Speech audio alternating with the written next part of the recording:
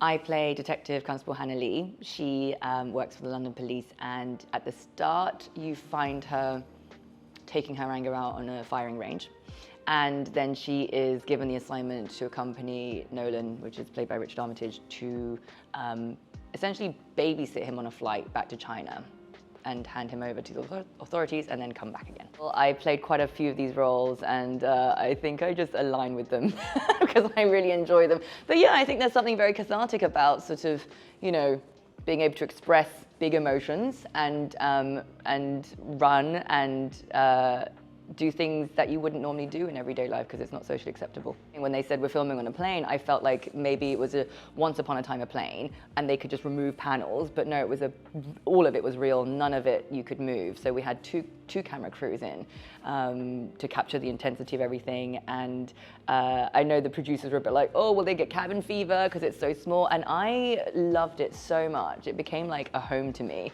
There's like the little space under the seat in front, and I stored like everything in there. It was like, had all my snacks, my slippers, my umbrella, my hoodies, everything. I moved in very quickly, and it's amazing because it's very real. So you're going to, you know, you walk through the plane and you see the galley and all of these things that you're so familiar with, but you actually see up close and personal.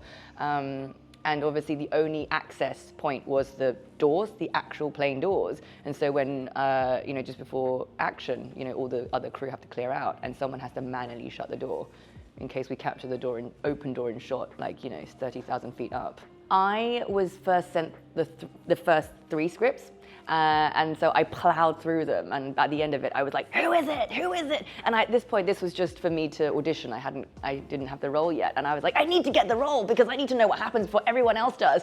And even when I got the role, they wouldn't tell me because they were like, we actually want you to read the script so that, you know, you can get all the piece by piece moments, which was right. They should, you know, that was the way to find out. So I was so desperate. And when I got all the scripts, I was like, oh, people are not going to see this coming.